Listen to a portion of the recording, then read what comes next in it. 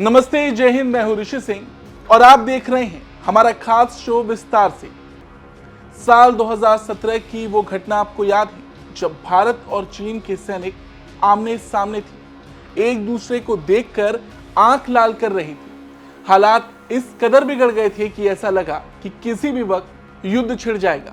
चीन को टक्कर देने के लिए भारत तैयार खड़ा था। दोनों देशों के बीच काफी समय तक तनातनी देखने को भी मिली, लेकिन अब कुछ ऐसी तस्वीरें सामने आई हैं जिसे देखकर आप भी गदगद हो जाएंगे। दरअसल उसी जगह की कुछ तस्वीरें भारतीय सेना ने शेयर की हैं। देखिए इन तस्वीरों को। ये तस्वीरें बयां कर रही हैं कि भारतीय सेना ने वो कर दिखाया जो हर भारतीय चाहता है। इन तस्वीरों की अहमियत बहुत ज्यादा है क्योंकि ये क्षेत्र भारतीय सुरक्षा के लिहाज से बेहद महत्वपूर्ण है। और जैसा कि आप तस्वीरों में देख सकते हैं, सेना के अधिकारी इस जगह का जायजा ले रहे हैं। और अगर आप ये सोच रहे हैं कि हम इन तस्वीरों पर इतना जोर क्यों दे रहे हैं, तो आपको बता दें ये भारत तिब्बत भूटान ट्राई जंक्शन।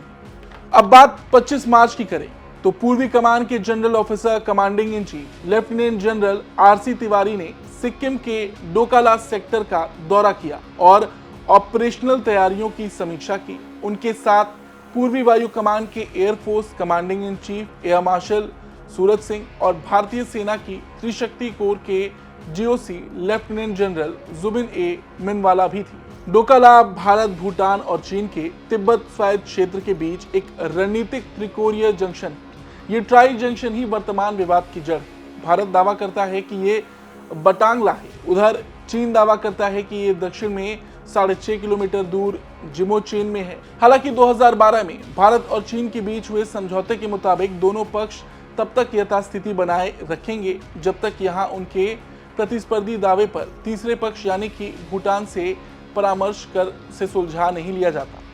2017 में इस क्षेत्र में भारतीय और चीनी सैनिकों के बीच 2 महीने तक तनावपूर्ण स्थिति बनी रही थी। और क्योंकि ये एक ऐसा क्षेत्र है जिसकी अहमियत सुरक्षा के मद्देनजर बहुत मायने रखती है, तो हम आपको आज इससे जुड़ी हर बात बताएंगे। क्योंकि ताज़ा मामला 2017 का है तो शुरुआत हम उसी से करेंगे। वैसे तो डोकलाम भूटान और चीन का विवाद है, लेकिन ये सिक्किम सीमा के पास पड़ता है। ये एक तरह से ट्राई जंक्शन है जहां से चीन, भूटान और भारत नजदीक है। डोकलाम एक पहाड़ी इलाका है जिस पर भूटान और चीन दोनों ही अपना दावा करते हैं। डोकलाम पर भूटान के दावे का भारत समर्थन करता है।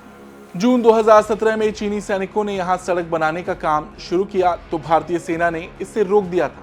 भारत का कहना था कि अगर डोकलाम में सड़क बनती है तो इससे सुरक्षा समीकरण बदल सकते हैं और अगर भविष्य में संघर्ष की स्थिति बनती है तो चीन इस सड़क का इस्तेमाल सिलीगुड़ी कॉरिडोर पर कब्जे के लिए कर सकता है। डोकलाम में सड़क निर्माण को लेकर हुए विवाद के बाद भारत और चीन की सेनाएं 73 दिनों तक आमने सामने डटी रहीं। हालांकि कोई हिंसा नहीं हुई थी। 2 महीने तक टकराव रहा। उसके बाद चीन ने घुटने टेक दिए और डोकलाम से सैनिकों के पीछे हटने की बात भी कही। हालांकि उसने सैनिकों को पीछे हटा भी लिया।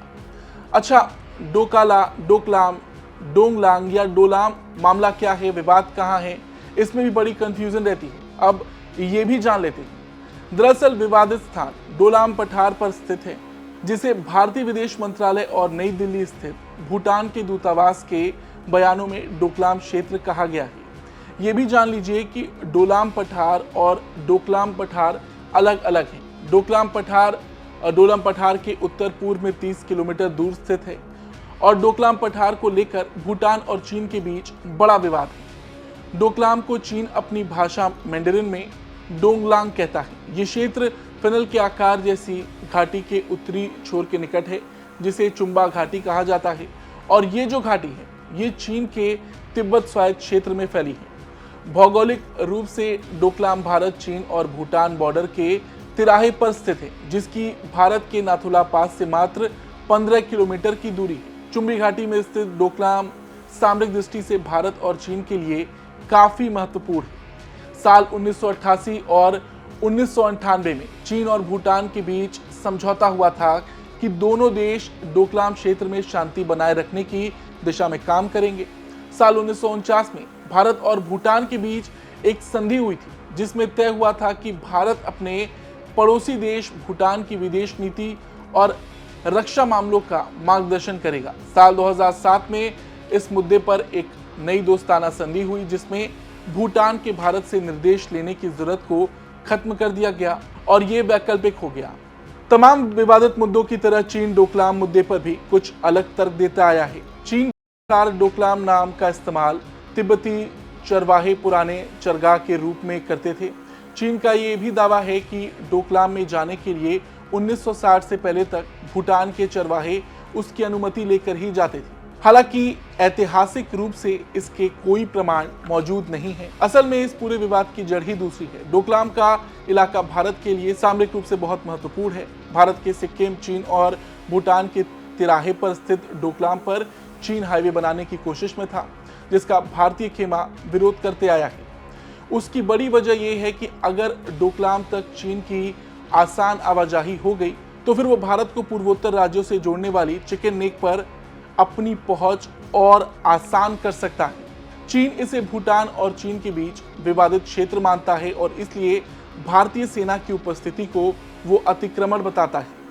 इधर भारत भूटान के बीच बहुत अच्छे संबंध हैं, जबकि भूटान और चीन के बीच औपचारिक संबंध नहीं है। भूटान की भौगोलिक स्थिति भारत के लिए अत्यधिक रणनीतिक महत्व रखती है। इसे ध्यान में रखते हुए भारत और भूटान ने 2007 में मित्रता संधि पर हस्ताक्षर किए, जिसमें भारत ने भूटान के हितों की सुरक्षा करने का वचन दिया और दोनों देशों की सेनाओं के बीच घनिष्ठ समन्वय की प्रतिबद्धता जताई।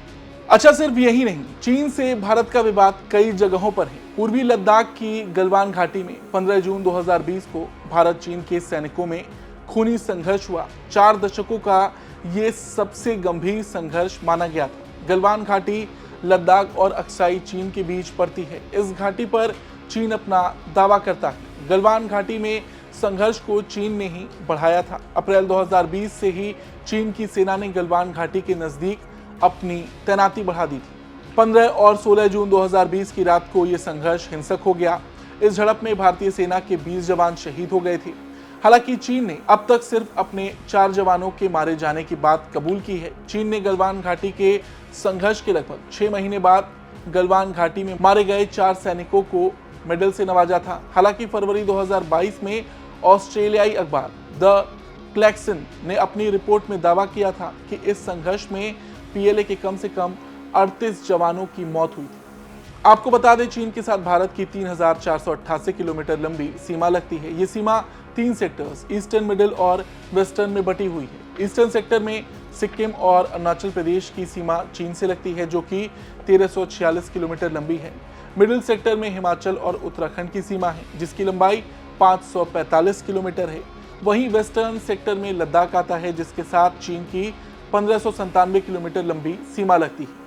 चीन अरुणाचल प्रदेश के 90,000 वर्ग किलोमीटर के हिस्से पर अपना दावा करता है, जबकि लद्दाख का करीब 38,000 वर्ग किलोमीटर का हिस्सा चीन के कब्जे में। इसके अलावा 2 मार्च 1963 को हुए एक समझौते में पाकिस्तान ने पीओके की 5,180 वर्ग किलोमीटर जमीन चीन को दे दी थी।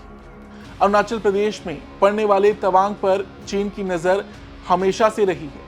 तवांग बौद्धों का प्रमुख धर्म स्थल है। इसे एशिया का सबसे बड़ा बौद्ध मठ भी कहा जाता है। चीन तवांग को तिब्बत का हिस्सा बताता है। 1914 में जो समझौता हुआ था उसमें तवांग को अरुणाचल का हिस्सा बताया गया था। 1962 की जंग में चीन ने तवांग पर कब्जा कर लिया था, लेकिन युद्ध विराम के तहत उसे अपना कब्जा छोड़ना पड़ा था। बीते कुछ महीनों में जरूर चीन से भारत के रिश्तों में थोड़ी नरमी आई है, लेकिन चीन के साथ भारत का विवाद हमेशा से रहा है।